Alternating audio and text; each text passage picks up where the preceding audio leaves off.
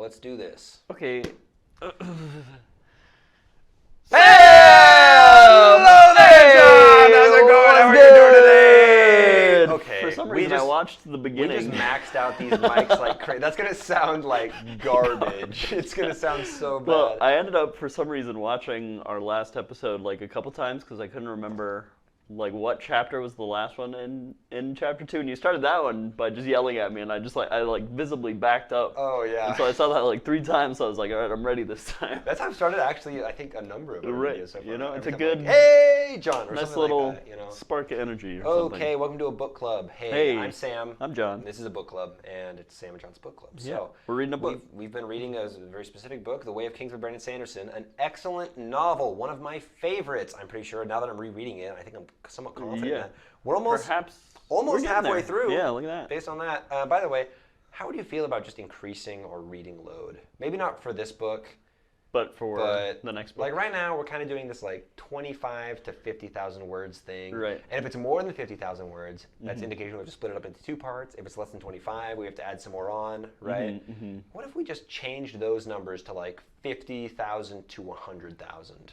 So we might read as many as 100,000 words in 1 week. Ooh, might be a little too much. What was this? 40 to 80 section? maybe? I think it was like 44,000. Oh, okay. I thought it was less than that. Yeah, I mean, okay. I could be down like for 40 to 80 maybe. Like this instead of much. 25 to 50. This much just being the low end. Yeah, that'd probably be fine. Because, dude, I just want to read right, yeah, much no, more I than do we need, get like, to.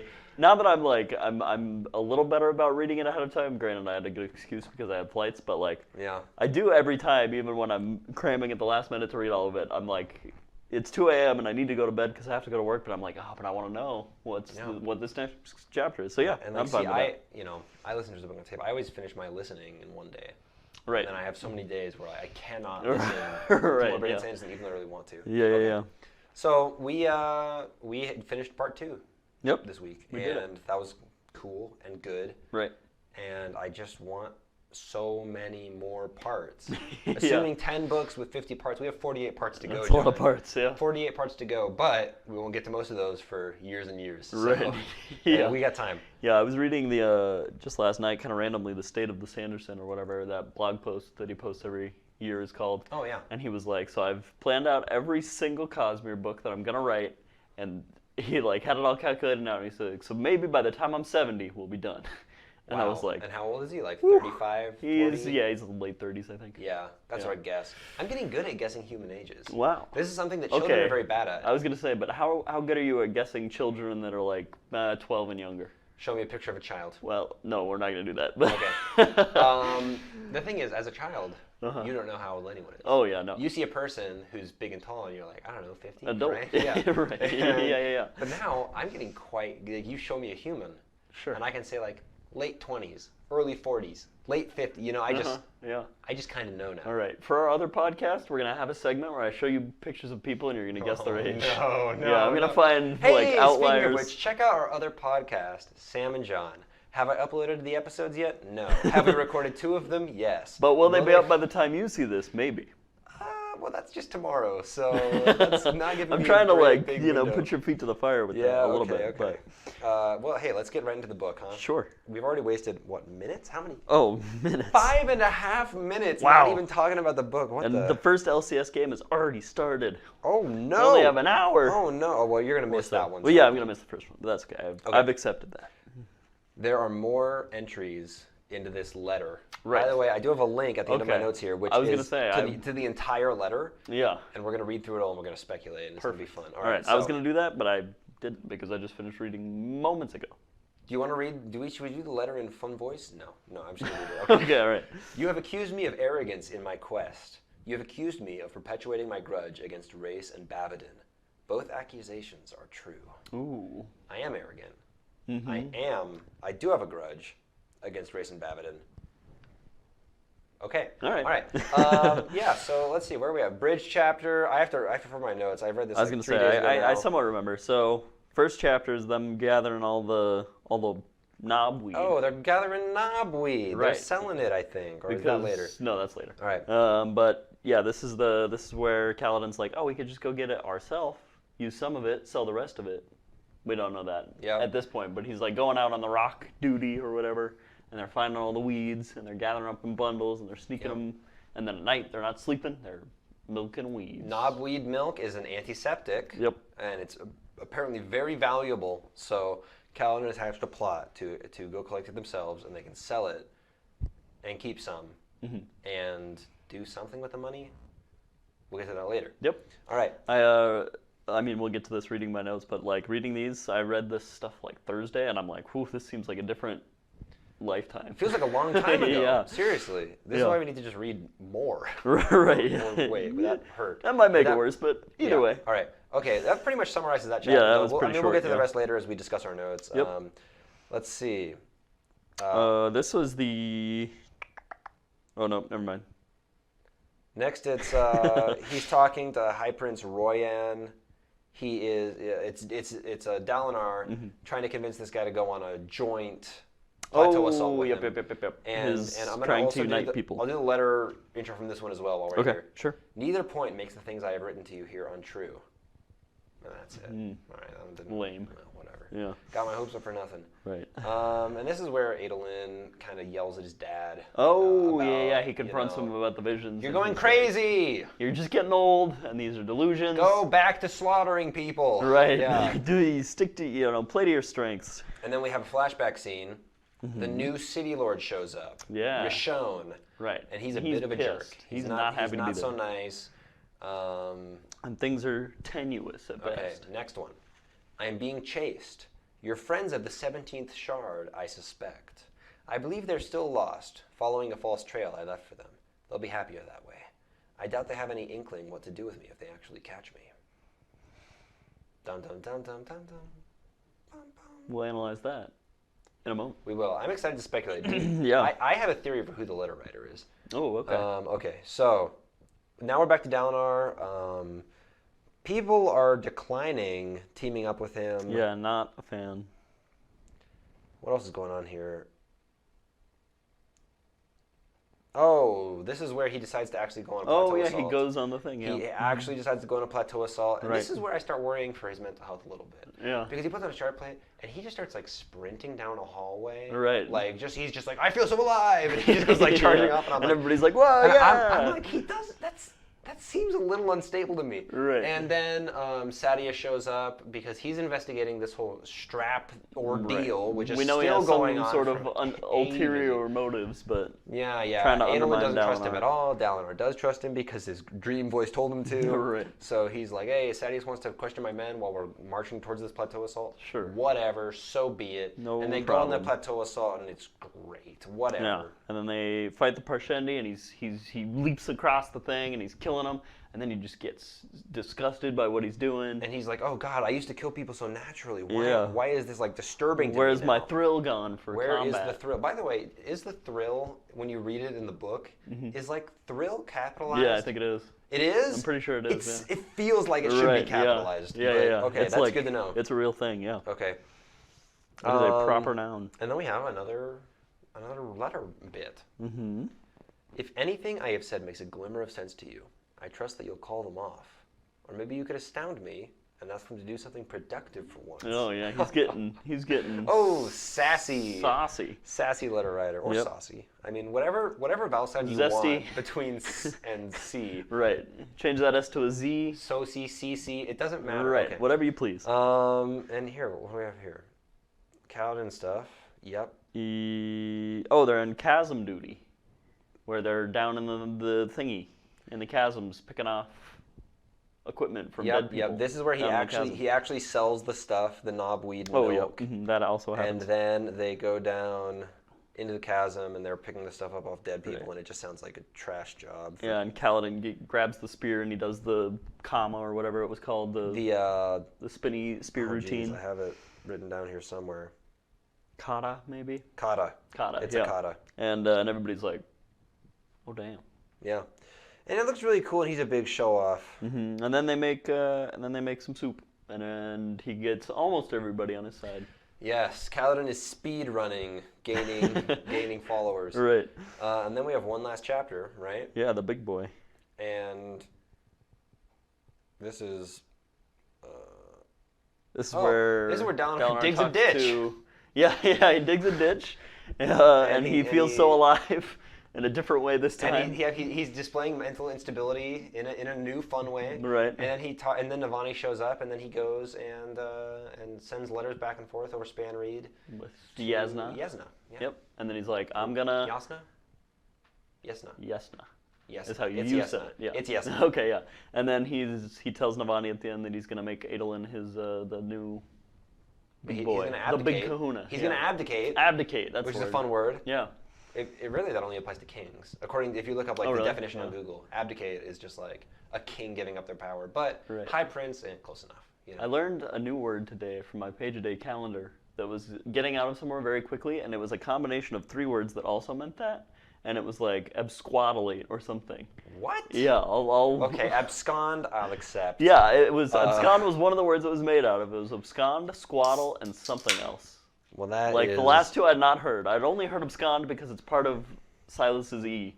But if anybody uses that word around me, I will accuse them of being a foreign aid. All right, they're I think a spy, it's absquatulate. maybe a Nazi. Keep that in your head until I correct you. That'll be my identifier now for foreign spies. Okay, perfect. All right, let's talk about. I got a lot of notes for this one. This might be a long one if we don't kind of speed through it. Yeah. All right, here's what we're gonna do. Each of us take the least important half of your notes and just throw them away. Get rid of them. Because I mean, a lot of this stuff was just like me reminding myself what was happening, so that'll be pretty easy. Okay. First thing I have is that there's a really stark contrast between Dalinar's camp and Sadeas's. We just saw Dalinar's camp, and everyone is there. They're like walking around in uniform, pressed pants and whatnot. Yep. And now Kaladin is walking through Sadeas's camp. Kaladin has finally started like taking better note of things, and he, as he's walking through, is getting yelled at by drunken bridgemen on their way to go to brothels and stuff. And they're like, well, it's like such a stark contrast that really caught me. Yeah. Also, somebody used the phrase, Ishi, herald of luck, be praised. And I was like, Ishi. All right. Follow that herald way. name. Yeah. Syl said the quote, and I quote, you worry like a worrier. And I was like, well, Syl's still you were doing so well. She's making progress. Yeah, but it's not all there. Yeah, I recognize that literary devices are kind of, that's abstract. That's not her fault. Okay. Yeah. Let's see. I have just telling Teft that he was needed was enough, and I was like, oh, hey, that's a people good like motivator. to be needed. Yeah. Right. And this is kind of at the end of the chapter, so I guess anything else you got? I have just written down Rock is cool, Rock is good. I'm sure I wrote that for a reason. I have Rock is a cool guy, not looking forward to his death. Yeah. Yeah, and then so I guess the last thing then I have is Kaladin saying light eyes don't react very well when you turn down their gifts. And just before that, he said, lucky he didn't win and know he'd been tricked, right? Somebody else was saying, like, oh, yeah, one of my cousins or something almost won a shard blade. Or no, he was talking about Rock. Rock's cousin, right, who he is the servant of, I guess. Right, yeah. It's kind of he's like apparently nobility in this rock eater culture, right? Yeah. Or horn eater. Horn eater, yeah. He was saying that his cousin had gone off to challenge one of these Airsick lowlanders for a shard blade. Yeah. And Kaladin is saying, lucky he didn't win and know he'd been tricked. They wouldn't have let him walk away with Sadeas plate. Yep. Yeah, so... I wonder what that's about, yeah. Rock apparently knows like the shard blade and plate counts of each Horn Eater kingdom.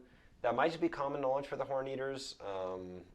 Didn't even catch that. Rock is like borderline nobility, sort of. His cousin is, but in his culture that makes him his servant. I don't know. That might be more fun cultural stuff. Yeah. Teft talks like he's certain about shard blade winning, like he's seen it before. And then I have another one. Rock is cook, cooler still. Rock fed Sadeas literal bullshit. Yep. That is why I had this cool guy note. I now remember. And then I have the same quote you did. I was thanked for it by someone very important. It turns out that light eyes don't react very well when you turn down their gifts. Yeah. Who was he thanked by? I was thanked by someone very important, High Prince Amaram. Oh. He killed the shard bearer. Right. He did. That was attacking him. He somehow took out a shard bearer. Yep. Mano a mano. Right. Yeah. And then he was thanked by Amaram. Yep. Amaram said, great job. And then... Excellent work. And then, going back to Kaladin's earlier quote, lucky he didn't win and know that he'd been tricked, he was like, where's my shard plate? Yeah. And he was betrayed by Amaram is my guess. Okay. Yeah. All right. I'm tracking. I'm smelling what you're stepping in. And then he got turned into a slave. Yep. And I might be missing a couple of steps in the middle there. Right. You just fill it in with the universal. One thing led to another. One thing led to another. Yeah. Yeah. Hitler failed our school. One thing led to another. Yeah, exactly. Yeah. Okay. Anyway. Okay. All right. Now we go to the Dalaran 24. chapter. He's trying to negotiate with High Prince Royan. Mm-hmm. They apparently have a scoreboard for who's doing the best in the war. Like just later, top hanging 10 out, list. Yeah. Because Alethi are just a bunch of competitive boys. And Royan is losing. But even then, Royan will not team up with Dalinar because he's certain that he's being manipulated. Right, He's too suspicious. Somehow, Yeah. There was just a quote in there near the beginning that I think it was Royan talking, and he said, "To fight, to kill, to win," and I was like, Alethi culture. Yeah. Also, all wars are games, the greatest kind. Also a quote from Royan. Yeah. Also Alethi culture. Yeah. So they were talking about how often like shard bearers are just fighting other shard bearers, and then it's like, well, then they win their plate. And so then I was like, oh yeah, how often are shard bearers killed by other shard bearers? Who gets the shard gear TM at that point? Yeah. Like, that's weird. I was like, well, yeah, of course, because nobody else stands a chance against somebody in shard gear. Yeah. Like, what are you gonna do? It seems like once you get your first pair, like if you get really good with shard blade and a shard blade, you should from that point just start accumulating that shit like crazy. Right. Yeah. I would imagine. Like Dalinar is wealth apparently and equality like a of shards. legendary. He's apparently like some legendary warrior. Even with the shard plate and shard blade, it's not like he's not just leaning on that power. He's just really good, right? And same with Adolin, right? Right. Yeah. So it seems like once you give those to a pair of this stuff, if they go out into battle against anybody else who has it, they probably win, right? And they should just keep getting it. But it sounds like Dalinar's army only has those two pairs because he doesn't have a third set for his other son. Right. Yeah. Renarin. Yeah. There's Elokar has his pair. Yes. And that's that's pretty much it. And then there's Sadeas, but he just has the I armor. think it's just because it's so rare. I think they just don't see opposing shard bearers that often. Right. And if they do, they probably escape with their mad jumps. They're crazy hops. You know those hops that the Parshendi have? Yep. Okay, so another quote. Also, just while we're on the subject, this is the other thing. I was like, why would you give shard plate to Renarin? Like, it's not really his... Don't send him into battle. That's not his thing. It's because it's his son, Yeah. It's just like, you just want to see your son be happy. Right. Wearing some shard plate. I would give you shard plate, John. Even though you'd be completely useless in it. You'd be worthless, John, and still I just want to see you succeed. Thought I was gonna sneeze that whole time. I can see that. Yeah, you look like if somebody was like, what does it look like when someone like thinks they're going to sneeze? I would show them that image of you. I was like so sure. Yeah, be a very good gift. All right. Anyway, good thing we're recording it. We can make it a gift. Yeah. Okay. I have the note. Just my goodness, Adolin, stick with a girl for 5 minutes. Why don't you? Yep. Adolin's a player. Okay. At one point, he's saying like, oh yeah, if we go on this joint assault, he's saying this to Royan, I'll give you the first set of plate if we get one, right? Oh yeah. And he says, on my honor. And then Royan replies, well, nobody can doubt that. And I was like, that's cool. Yeah. Right? I mean, that's a reputation right, any guy would love to have, I think. Right. Even with his like declining reputation, still. A lot there. Also, Dalinar seems to think there is a pattern or order to the chasms. He said something about that. He said if I looked at it for long enough, I'm sure I could figure it out. Oh, weird. And I was like, I didn't catch that. Is there? I mean, you have the actual book. The image, right? We can look at the picture. Maybe we can find it. Right. Or that might just be him going crazy because I'm starting to actually kind of doubt him. Yeah. Just a little bit. Yeah. I at the beginning of whatever. Well, we'll get there. Adolin freaks out at his dad. He's yelling at him. He gets all. People can hear. People can hear. Yeah. I bet he's just yelling like, "You're going crazy. We have to. We have to start winning gem hearts. We're not going to abandon the war. You're insane." And this is right after Dalinar straight up tells him that he's trusting the visions, and that's like driving his actions. Exactly. Adolin says, we can't trust Sadeas. Dalinar says, well, the visions told me. And now Adolin is like, no, why you cannot. Why are you You're trusting the visions over me? You're just getting old, and this is what's happening. And so I was like kind of impressed a little bit that he stood up to Dalinar, just telling him how it was. I mean, like it was a little shifty, but he had to do it. And he says specifically that all of these visions, all of this madness, it's just Dalinar looking for a shot at redemption for losing his brother, right? He feels like it's his fault. Is he just fueled by guilt? Is that what's causing all of this? Yeah. And I was like, could be. Yeah, maybe. Yeah. Sometimes the simple answer is the right one. The king's strap just wore out and you're seeing things that aren't there. And I was like, oof. Wow. Brutal. Laying it down. Just like slapping that shit. Putting it all out there. Right on the board. Yeah. All right. Yeah, brutal. And that ends that chapter for me. Yep. That's all I got. Flashback chapter. This one I have almost no loads on. Yeah, it's pretty short. Rishon, new city lord, a little bit big for his britches. Kaladin, or just Cal at this point, has not seen Laurel for some time. And then a third note, holy moly, Rishon sucks. And sucks is in all caps. Yeah, because he's like his dad Liren. He's like, hey, new guy, hey, what's good? And he was like, oh, you're the guy that let the other one die. You're the reason I'm in this shithole. Hey, you suck. I hate all of you. Let's just lay that out here. Okay? Yeah, I don't want let's any get false this pretenses. established I hate very everyone. quickly. I hate you. I hate you. You, hey, that kid. I hate that kid. I hate that kid the baby. most. Hey. Yeah, my notes are, we finally meet Cal's mother. That happens. That doesn't happen. Is that the first time we met her? Yeah. What? Pretty sure. Huh. And she's cleaning like poopsicles off the roof or whatever. And yeah. and that's pretty much it. And then Tien, he really likes those rocks, man. He Tien loves gathering rocks all the time. And then I thought it was really cool at the end of the chapter where he's like, we're throwing the queen in the tower or something, right? It's like some game in that universe. Yeah. And I was like, it's amazing how Sanderson can write an understandable metaphor using a game that doesn't exist while explaining the rules of that game to you. Yeah. I was like, damn, that's some writing right there. Yeah, he's just fun. I like him so much. I was like, I heard about this game, and I was like, I kind of want to know more about this. Dude, I've even been though thinking it a was lot about maybe only used for that metaphor. I'm thinking about my D&D campaign lately, right? Yeah. And like, I'm trying inspiration, but I don't want to use it too obliquely because it'll, you're reading it as well. Yeah. All right. Is that all for that chapter for you? Yep. Okay. Last time we talked about we can pump the brakes a little bit. I feel like we're going super fast. Are we? What time are we? 23 minutes, John, and I have 2 full pages of notes left. Okay, all right. Let's speed it up. I'll sure, why not? I'll keep cutting out my like useless notes. All right, yeah, I just skipped a note right there. Okay. All right. The start of the visions had been months after he'd listened to the first reading of The Way of Kings. It sounds like not that many months. Is that significant?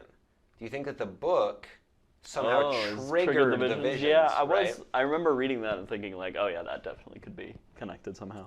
Because it seems like nobody else really reads the book anymore anyway, right? So like, might as well be waiting to infect somebody with some crazy mind visions. Maybe the book is, because his brother started reading the book as well, right? Gavilar. Right. Yeah. And then he got kind of crazy, it sounds like, at the end of his life. Yeah. Maybe he was also having the visions, and he just kept it under wraps better. He got hit with a Or Malzahar-E.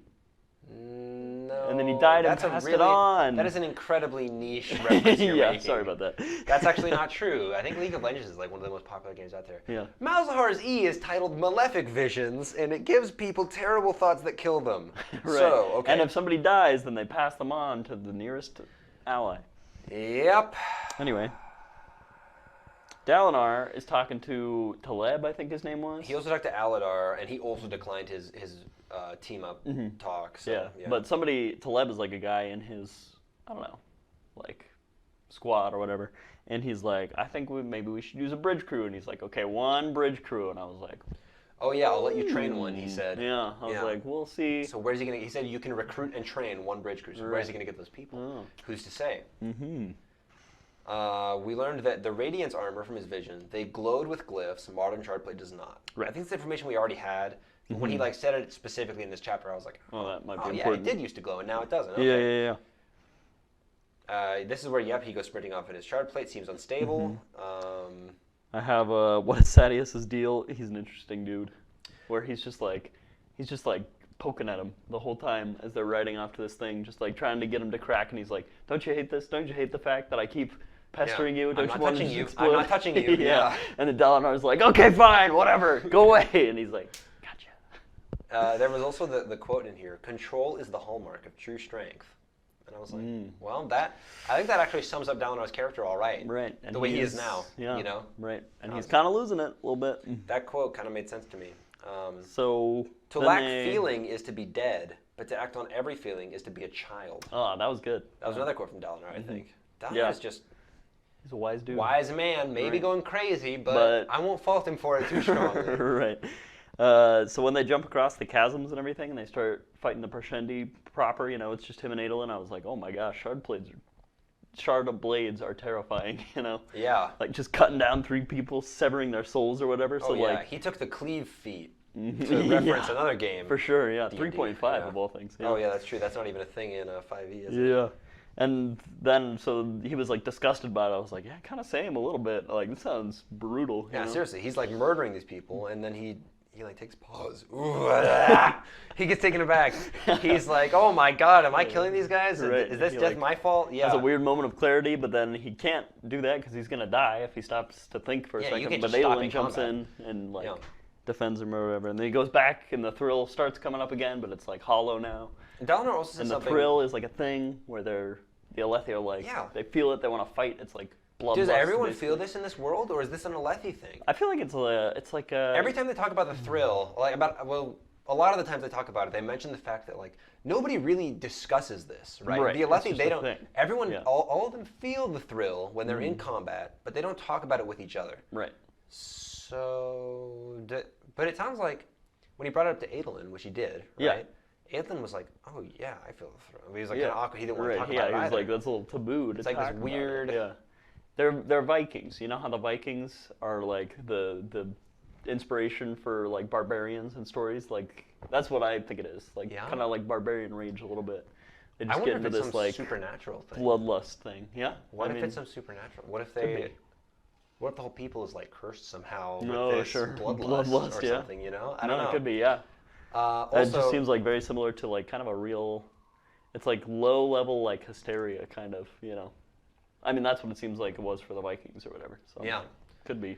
there was something that kind of that thing. Dalinar said made it sound like he does not believe the Radiants really betrayed humanity, Oh yeah, he mentioned. which is also something that Catelyn's dad said. Yeah, that's who it was. And those are like That's the right. two wisest dudes in the Right, story so yeah. far. So I'm starting to think maybe the Radiants Yeah, are might pretty be cool. onto something. And of course, when we saw the Radiants in Dalinar's vision, they seemed pretty Cool as hell, yeah. So I'm thinking maybe the Radiants are cool. And then something after all. happened. Yeah. But I guess we'll find out. Yep.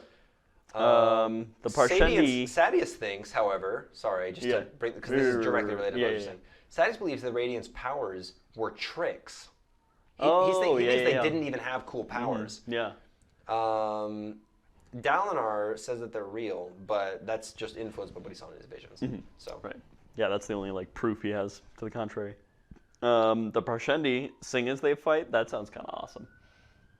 Oh yeah, they sing while they're in combat. Right. I was like, that'd be kind of. It's like I picture it more as like a haka kind of thing, but I'm like, I doubt it's like quite that cool. Yeah.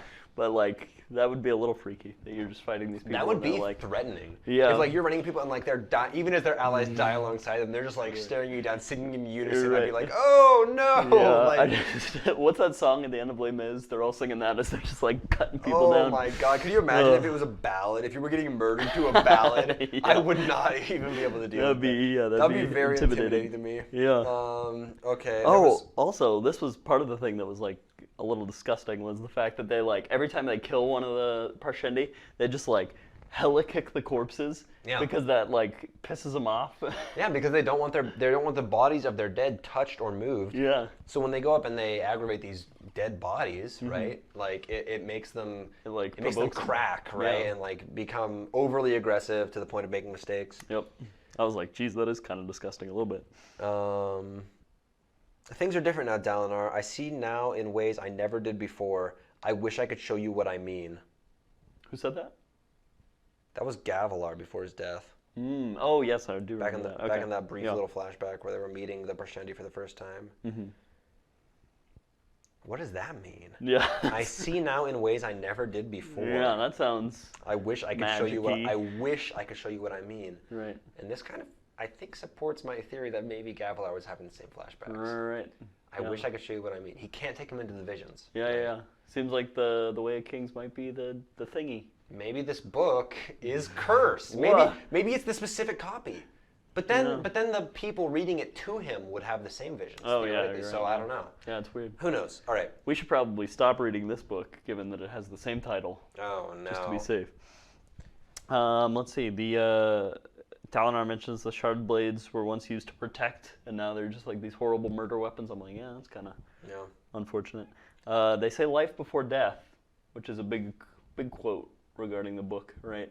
It's on the back. It's like a very featured thingy. Who says that? When did they say that? It was like from the visions or something Dalinar hears. I just have the quote. I don't know where it was from. Oh, sure. What is it? Life before death? Yeah, it's on here. Something before something? Life before death, strength before weakness, journey before destination. Yes. Yeah. No, that's a huge quote. Right, yeah. Yeah. And that'll when come in hot by the end of this book. When we met Brando Sando and he signed the book for Andrew, when he signed this book, he wrote that on the thingy. Oh, cool. Yeah, so. Yeah, we met Brandon Sanderson at that convention. We mentioned that in our episode 0, I think. Yep. And yeah, I got him to sign a book, but I gave it to a friend. Yeah, he would only do one like personalized signing per person. Per person in the line. Right. He would sign out however many you want. Did you get one for Andrew and I got one for Lucas? Yep. Or That's what yeah, we gave them both away. Yeah, and then Lucas's he wrote, "Can I have your lunch?" So can I have your lunch? Yeah. That is actually a reference to well, I guess a character you definitely don't know. Ooh. As a matter of fact, it is a short story. Not in these 3 books, but in Arcanum Unbounded. Yeah, which one is it? Edge Dancer. Edge Dancer. Okay, yep. Edge Dancer comes between books 2 and 3. We should fit that in as well if we can. Sure. Yeah. It's not vital, but it's good and it's important. Yeah, might as well. Yeah. All right. Also, when I was at the airport, and this was in San Francisco. Somebody saw that I had the book, like I was just holding it. Yeah. And I was wearing, I was holding the book and I was wearing a Bronco shirt and hat, and I just saw somebody point at me, and then they were standing like it was a couple or whatever, and they both just looked like kind of excited. And I was like, were they putting what thing? Yeah. Right. Bronco's book. Yeah. Bronco's book. And like I just didn't say anything. And then in the line, the guy, they were right in front of me, and he dropped his jacket, and I was like, just tuck your jacket into your little backpack strap. I saw somebody do that in an airport, changed my whole life. Yeah. And he was like, saw you were reading Way of Kings, and I was like, that was the thing. Heck yeah, brother. And then we talked about it, and I was like, doing a podcast if you'd care to listen. But oh my God, you plugged the podcast? I did, yeah. I was like, wow. I'll never see these people again. A quote about Adolin during the fight: "A genius with the blade, an artist with paint of only one shade." I was like, oof, that's cool. It rhymes. Right. I liked those 2 sentences a lot. Yeah. Also, there was, at the end of that fight, a large Parshendi and shard plate. Yeah. Just like watching the battle, like not participating. Yeah, just hanging out. Just like she showed up after the fact, I guess. Right. Or they were just like, hey. Yeah. Hey, guy. Right, they were just like, all right, let's go. Yeah. Huh, I guess I missed it. Yeah. And they just outskied, but like we saw them, so they will almost definitely come back. Yep. I can almost guarantee. It seems like there's no reason Brandon Sanderson would write that if they didn't show up again. Yeah. Okay. All right, remind me to come back to a note from this chapter when we talk about the next chapter. It'll make sense. Just any note from the next chapter? Just like when we get to the next chapter, remind me that a note from this chapter applies to that one. I'm ready for the next chapter now. No, for 28. The next chapter? The next chapter. Okay. Yep. Okay, read me the thing. It's a little before thing. The letter thing? Yeah. I read all those at the start. I haven't been rereading them. Oh, okay, all right. Okay. So I wonder, this is where Kaladin does actually sell the milk, right? Yep. From the roots, which I can't remember the names of. Knobweed. And it makes me wonder, we have a running theory that Kaladin has cool magic powers where he can suck Stormlight out of spheres, right? Mm-hmm. And Zeth can do this, of course, right? What do you think the ideal denomination is of money for getting like maximum Stormlight per coin? Because I'm thinking that Brome's biggest denomination, right, must have more Stormlight than Monarchs, must have more Stormlight than Shards, because it's just bigger gems in each one, which we've read. But they're different types of gems. Do you think that an Emerald, which is the most valuable, right, among any denomination, holds more Stormlight than a Diamond, the least valuable? Right, yeah. I would think like there is some sort of difference in like what holds what. Because the values of the currencies are based on like, well, this one can make food, not based on how much Stormlight they hold. Right. Yeah. Mm-hmm. So like, here I wrote this down because Kaladin accepts his payment in the forms of like what, 1 emerald or like 2 emerald, 2 sky marks, I think. Yeah. 2 sky marks, I think is what it was. Right. Yeah. Is that dumb? I mean, he doesn't know. He doesn't know he has Stormlight powers. Yeah. He doesn't know where his powers are coming from. It might be worse off. Yeah. But would it have been better to would have been take, better like, to more. take it all and just like, hey, no, just give me actually like 50 diamond shards or like whatever, you know. And also, I wonder, are people going to be suspicious at a bridgeman having a sky mark? You know, is he going to be able to change that later? Oh yeah, I don't know. Yeah, something's gonna happen. I mean, based on what we know from Mistborn, you know, Penny's OP, right? Yeah. So. Also, I just spent a lot of time on a really pointless thing, so let's kind of speed up a little. Okay. One last note I have. This is really quick. Yeah. Thank goodness that the currency is flattened on one side so it doesn't roll off the table. Yes. I mentioned that I was like, that's a great detail. Put me at ease. I wonder if like Brandon, you know, my boy Brandon, we're on a first name basis.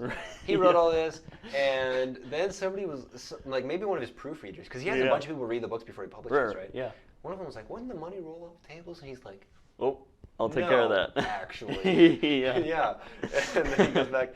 I think that's a great idea, but yeah. Very fun.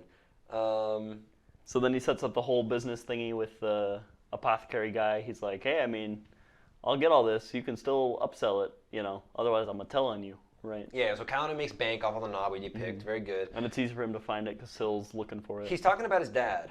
Somebody says, he sounds like a generous man. Kaladin replies, for all the good it did him. It did him. Is Kaladin's dad dead? Yeah, it sounds Past like tense. it. Yeah, I guess you're right. For all the good it did him. Yeah. I mean, I'm kind of nervous. Is his dad dead? I don't remember. I honestly don't remember if he's dead. Well, for some reason, I assumed he was this whole time. Oh, really? Yeah. But I don't think it was ever stated. No, it definitely wasn't. But every time they go to the visions, I'm like, oh, past age, surely both his parents are dead now. Oh, I don't know why I assumed that, though. Oh, no. I don't know if they are. Yeah. I'm like nervous about it now, though. I don't remember. Real Sam emotion for the book review. Yeah. Okay. Kaladin has a reasonable plan to escape slavedom, especially if he has some money, but he keeps sabotaging himself to try to save others. He says that he has the marks on his forehead, but he could scar his whole forehead to kind of erase them. Right? Yeah. But he never actually goes through with this whole plan he has, even though it probably would work, especially with 2 sky marks in his pocket, right? Yeah. Because he wants to save all the other slaves. Yep. Right? So yeah, that was very. I was like, dang, Kaladin cool. It was real nice. Chasm duty sounds horrible. Sounds like the worst. You're just picking through dead bodies for stuff. One of them says, "Collect, but I hate this place." Collect being one of the heralds. Yep. So as they're walking through, Teft, Rock, and Kaladin are being all chummy, and they're like hanging out, and then that one guy Dunny, he's like, yeah, Dunny's like, hey, you guys got some camaraderie up in here? Yeah, he's like, I could maybe sing a song. Yeah. And then Rock was like, you're a really good singer. So Dunny joins the Kaladin crew, which is very cool. That's his official name. We also finally learned about actual Tux. Actual what? Tux. Tux and the Takers. We commented on it 3 episodes ago. Tux and the Takers was one of the groups that Kaladin had failed. When he was on the slave cart, he was going through the list of all the people who had died when he tried to save them. Right, yes. Tux and the Takers was among them. Tux was the guy who taught him to fight. His first squad leader. So my memory is really good. Right, basically. yeah. This is the only time that's ever been true. Apparently Syl, at one point it said Syl appeared. She never offered an explanation for her absences. Oh, yeah. Where is Syl going? She just hangs out and goes to school or whatever. Syl just vanishes off somewhere, apparently, during the days. Like, what? Yeah, it's weird. Is this important, do you think? Oh, is this probably. significant? Or? Yeah. No, I think so. I mean, Syl is so mysterious that, like, lines like that come up, and I'm like, well, yeah, we don't know anything about Syl. Yeah. She just does what she does. I have written down the line, Moash and Zigzil being big losers. Jax, too. Yeah. Zigzil, Moash, and Jax, just 3 big loser boys. Right. None of them want Kaladin to succeed, and I hate him. We find out just some more culture stuff about the Horn Eaters.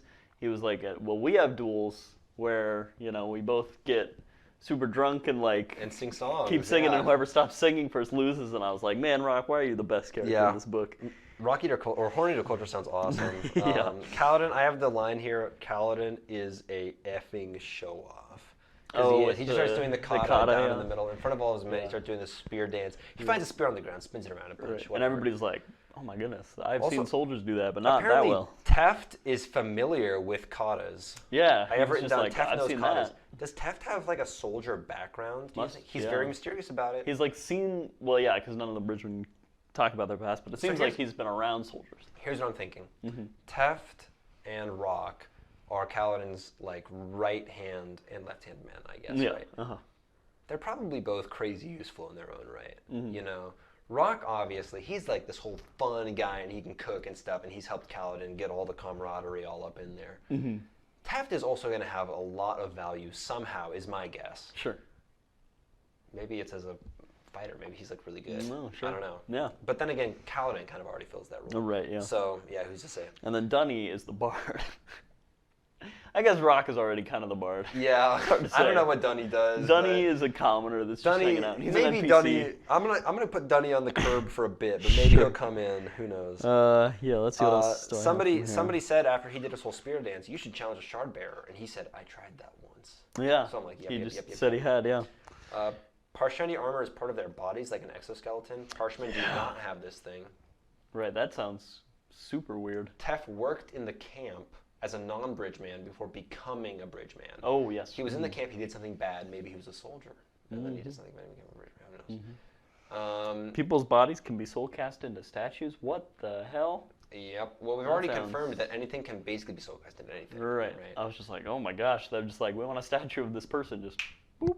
Yeah, there it is. That's kind of weird, but I guess no weirder than taxidermy or whatever. Yeah, maybe not. I mean, if you're going to build a statue of somebody and bury the body, like, why not cut out the middleman? That sounds like a lot of unnecessary steps. Yeah. We also learned that, let's see, Parshendi carry, like, some pretty good weapons. Intricately carved knife depicting one of the heralds. And then he said, Yerezero or Nalen? What are these names? We're getting so many names thrown at us. Too many names. I'm going to forget half of this. Even though I'm writing it down, I'm still going to forget it. Yeah. Even Scar is down for some stew, even though he's a jerk. Yep. And at the end, 3/4 of all of them were willing to get up early. Heck yeah. Bridge practice. Heck yeah. Yeah. Wholesome chapter. Yep. So Kaladin has like basically gotten everyone on his side. They're all going to start trying hard and maybe surviving. Yeah. Good stuff. And let me show you that thing. Yeah. Okay. What thing? The picture of the Void Bearer. They put that in front of chapter 27 for some reason. Oh, the one Shalon drew? That's in there. Cool. Let me find it. You just skipped over what looked like a meta drawing. There it is. Oh. Ka-chow. Wow. Real spooky looking. That would take a long time to draw. Yeah. That's a big lobster. Kind of. Yeah. Right. I saw this. I was like, that looks like what I would think a Chasm Fiend would look like. And then, but we'll get there. Dun, dun, dun, dun. Yeah. Okay, so he's saying like, oh, the bridge didn't work or something. It was bad. And then this was that guy, you mentioned his name earlier, right at the beginning. He wanted to do a bridge crew in Dalinar's army. Or something, yeah. Right. And he said, I am of the 10 fools. Oh. And I think this is actually a kind of an insult or like a self-deprecating thing we've heard before in the book, I believe. Sure. There are also 10 heralds. Yeah. Are the heralds the fools, or is this a different group of 10? Yeah. I don't know. Maybe 10 is just a recurring number in this, whatever. Yeah. Why did the Radiants fashion only weapons? Why not tools for ordinary men, says Dalinar. And I'm like, yeah, Dalinar. Yeah, that's a great question. Yeah, that's and then I was thinking, I was like thinking about it in Minecraft terms. I was like, a shard hoe. Shard hoe. Yep. Very good. Parshendi apparently attack in pairs, and they maneuver with inexplicable coordination. So that's cool. Maybe they have to Parshendi are so mysterious. They've got a lot of mysterious stuff going on. Dalinar and Adolin. Dalinar wants Adolin to take the lead more and more. Is he getting ready to abdicate? All right. And then later on, yes. Yeah, I was like, Adolin, he would be an all right leader, like despite his flaws. Like he can go through the motions easy enough. So like, I feel like everything else would maybe follow. Like obviously it wouldn't be as good as Dalinar because who is, to be honest. But as things are going better and better for Kaladin, they're going worse and worse for Dalinar. Yep. At this point, every High Prince has they've declined his advances. He says, please go out with me on a plateau assault. Yeah. And each of them says, no, right. we'll not do that. I think of you like a brother. I think of you, you're like a brother to me. Yeah, I could never. Yeah. Jumping into a ditch, and then I wrote the word unstable with a space before every letter. And it's in all caps. I was like, I wrote Dalinar tests his theory of shard plate being put to a more practical use. So I was kind of giving a euphemism. That same Talib guy, after Dalinar was like, I'm going to dump it into the ditch and dig it. All of you get out of here. That Talib guy walked up to all the workers and he ordered them to sit in the shade and converse in a lighthearted manner. Yeah. I thought that was very funny. I just really appreciated that. Thank you, Brandon Sanderson. Yeah, that was good. Navani has the line, hitting things is a masculine art. There was just a lot of good quotes. Yeah. There were a lot of quotes that I really appreciated in here. I have Navani just really wrestles Dalinar's jimmies. I also have Navani is DTF. Yeah. She was like, I mean, my husband's dead. Yeah, he's been dead for a long time. I'm just saying. Yeah. You're a man. I'm a woman. All right. Yeah. I have the line, "Oh, Can I make it any more Oh, Adolin, obvious? I don't even know. It was probably in reference to him dating a different girl every 10 minutes. Right. He there is I think this was in an earlier chapter, but his most recent girlfriend wants to like go into the battle. Yeah. And Dalinar was like, oh god, that'd be so weird. And he was like, yeah, I don't know. I guess she's just curious what happens. Yeah. But yeah, Adolin, weird hobby he's got, but super weird. There was also a line, wiped from his mind by forces he should never have tempted. I have literally. This was about Dalinar's line. wife. Yep. Wiped from his mind by forces he should never have tempted. What? Earlier we said this sounds supernatural. Yeah. Now I'm positive it's supernatural. Right. Yeah. But what are these forces this he is like should the not third have time. tempted? This is the third time it's come up, and every time we get just like a little nugget more of it was something that was like borderline intentionally done. Dalinar said that Yesna is the only woman he trusts completely. Mm-hmm. Yesna says, the secrets I seek are too obscure to be contained, even in the Palanaeum. Yeah, Yesna is discovering some crazy shit. She's seeking specific secrets, but what are they? She's asking about the Voidbringers, so... Right. And she's saying they look like chasm fiends, yeah. Yeah. So, who knows? I don't know what she's looking for, but I'm sure we'll find out soon I was like, oh, this seems like some big, like, 10-book plot stuff going on. Yesna and Shallan will be back in the next part, in part 3. Right, because Shallan's drawn the thing. That was exciting. Yeah. They mentioned that she's a Varistitalian. Don't know what, like, studies history stuff, you know? Oh, and he was like, how is that different from a historian? I was like, yeah, how is that different? Yeah, I don't even know that word, yeah. Yeah. Oh, that's like being a historian? Okay. Yeah, it's spelled Varist and then Italian. No idea. So, yeah, I'd never heard that word before. She was also asking about the first meeting with the Parshendi 7 years ago. So that is definitely related to her research. Yeah. Before the truce, before Gavilar's death. Yeah, because he was out, Dalinar and Gavilar were just like... They were in a forest to the south of the Shattered Plains. Yeah, and they just like stumbled upon hunting a chasm Parshendi. fiend back before they knew where they really came from. Mm-hmm. They were just like, they were on a hunt. They were just out looking for him, yeah. And they stumbled upon the Parshendi in their own little group, right? And they weren't being slaves, which was very strange. You know? Right. I was like, huh, weird. Yeah. They didn't have any shard blades then, apparently. Apparently, the first Parshendi Shardbearer was only seen after Gavilar's death. Parshendi learned Alethi ridiculously fast over a matter of weeks. Oh, yeah. The first thing they asked about was wanting to see the Alethi maps. The Parshendi, they made it for the first time. They were like, can we see your maps? I don't know. Yeah. Why do they want that? Yeah, all of this, like, all of the stuff. It reminded me a little bit of that book. Oh, no. It took place on Cell, the planet Cell, you know, and... Warbreaker. No, they drew the big circles and then the marks. Elantris. Elantris, yes. Elantris and the king's soul or the Emperor's soul. Emperor's soul, yeah. Both took place in that world. I love the Emperor's soul, by the way. I have not read that. Yeah. It's short. Right, it's really good. Yeah. So he wanted to see the maps, and I was like, is this like? Oh yeah, is this like Elantris? That's the crux of Elantris. Because Elantris, that's. Well, spoilers. Right, that's I guess. The whole. That's the whole plot. If you were in Elantris and you understood the mechanics of the world, you would want to see the maps. Right. So big deal. Yeah.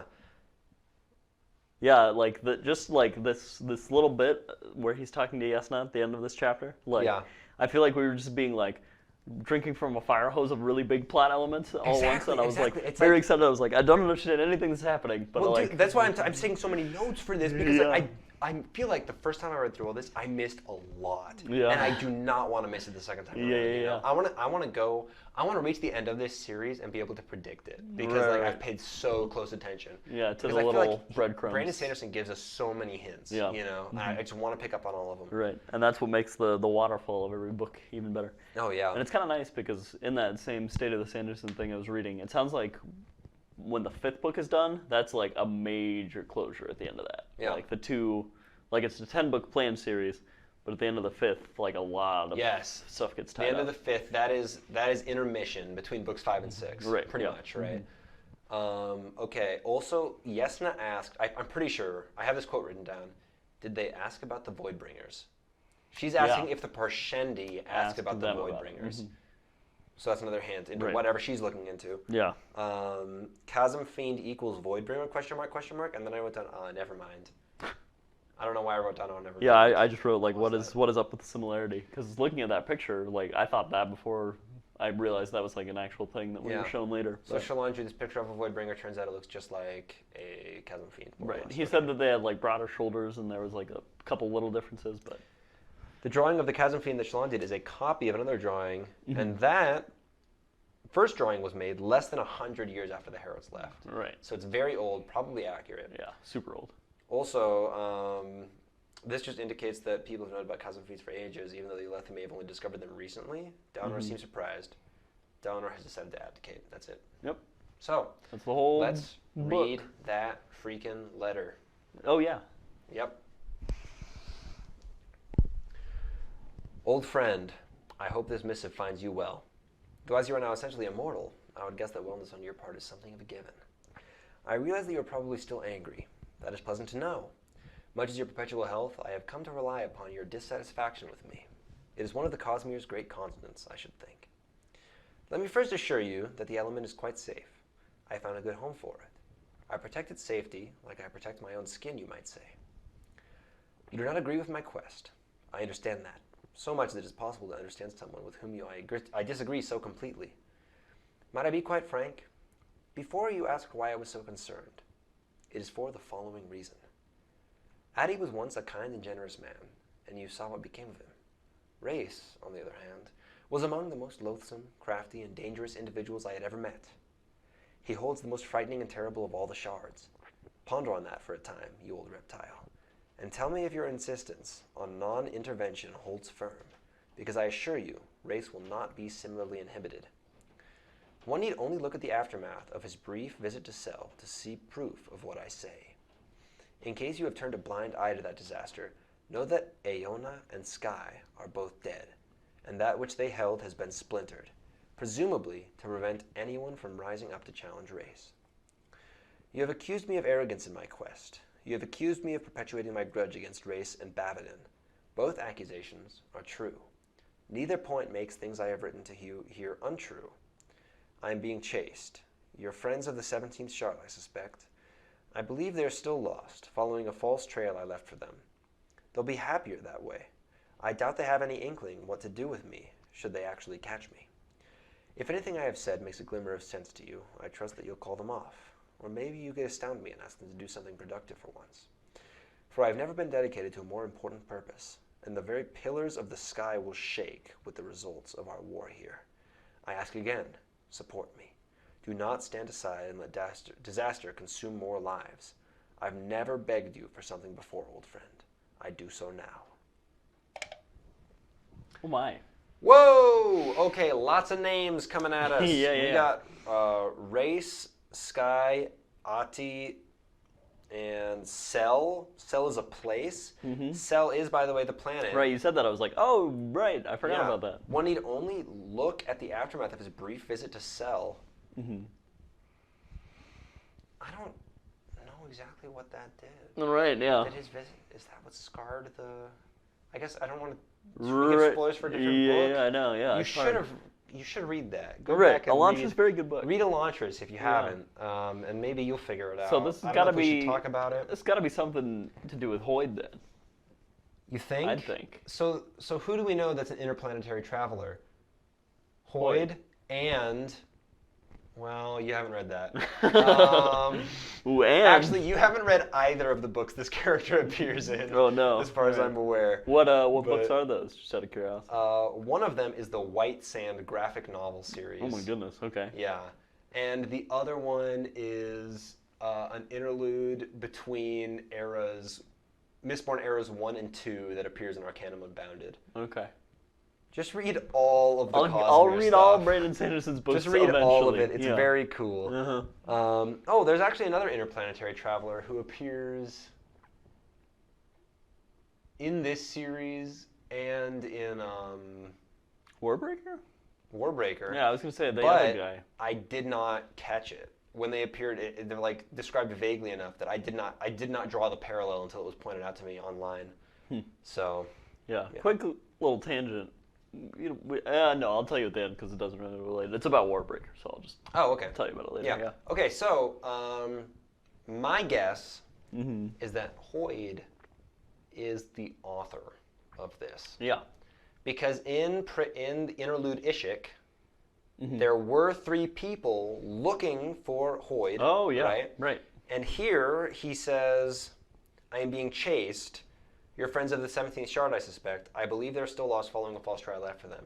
So maybe that false trail, maybe that's why they're searching these Pure Lakes and not having any luck finding him, right? Maybe that's the false trail he left. Okay. And one of them, they said that he looked like someone, I don't remember what race, some race within this world we're familiar with, but they did not have that accent. Maybe they're from another world altogether. Oh, and that's why they have this weird thing going on. Interplanetary nonsense. So who is he writing this to? What is the 17th shard? And this is something else that I don't know how you even find this out through the books, but people online have figured it out. I guess that every world in the Cosmere has like shards that power it. So in Mistborn, it was cultivation and what's the other one? It was ruin and preservation. Ruin and preservation were the 2 shards in the Mistborn world, right? And apparently these are 2 of 16 shards in the overall Cosmere. Okay. So now he says you're friends of the 17th shard, I presume. Yeah. Where's that? What is this? Is this some weird organization that's like trying to keep tabs on all this stuff? I don't know. It's all very like, I'm positive this entire letter though, this is just like, I'm sure we just got like an insane amount of lore, like overall Cosmere wise. Right. But I just don't understand it. Right, you yeah. know? I feel like this, like, there's drinking from a fire hose, and then there's like standing with your mouth open in front of a dam, you know? Yeah. And that's what this was. I think what we need to learn is that Race, big spooky guy, Ati and Sky, maybe dead, and Bavadin. Oh no, Bavadin is another guy he has his grudge against. Who's Bavadin? Oh well. Yep. You know? Either way, that's my theory. Is the letter is written by Hoyd, and those 3 guys who were looking for him at the Pure Lakes are members of the 17th Shard. Right. And that's like all I'm able to glean from all that. And a hot 35, 40 years from now, we'll know everything. Yeah. And it'll be A-okay. The thing is, it sounds like a lot of the, like, if you go onto any of these Wikipedias for like all of this Brandon Sanderson Cosmere knowledge, you know, a lot of the information comes from questions he was asked at like panels or stuff, you know. Yeah. How would you figure this stuff out through the books? Right. But the thing is, if it's a question that's going to be answered by the books, he doesn't answer it. He gives you a read and find out a Rafa card, right? Right. Yeah. Raffo. He gives you a Raffo card. So maybe is the only way to find this stuff out to ask him questions? I don't know. Panels? Maybe did we waste our one opportunity that we had? Yeah, we could have asked him questions. When he talked to us, he was like, "So, do you have a question for me?" And I was like, "Nope, just love your books, thanks, dude." Yeah, and like, same, I'm embarrassed now in hindsight. I wish I had had some incredibly insightful questions. Yeah. But man, Alas. End of part 2. Yeah. So next time, Yeah. What are we reading? we got a lot more reading to do, dude. Let me tell you. But and let me also stall for a bit while I actually pull it up. There it is. Next time we are reading the interludes, starting with interlude Risen, up through chapter 35. 35. Oh my, that's a lot. Yes. How big is this section? That's a good question. I didn't write it down. I'm useless, John. I'm useless. It's a few. This has happened like every time. I'm like, how long is this one? You're like, oh, let me add them up real quick. I had the last 2 for you. Okay. But then I forgot to keep adding them beforehand. Well, whatever. It's fine. Well, through chapter 35 by next Tuesday. Right. And I'm jumping across this plane. And I'm down way below you, totally oblivious to what's going on above me, picking up armor from dead people. Yeah. Oh, I'm so disgusted with my actions. Oh, is that blood? What the? What's right? Am I being rained on by blood? Oh, jeez. This sucks. Ugh. We're both disappointed. Yep. Thanks for watching. Bye. Yep.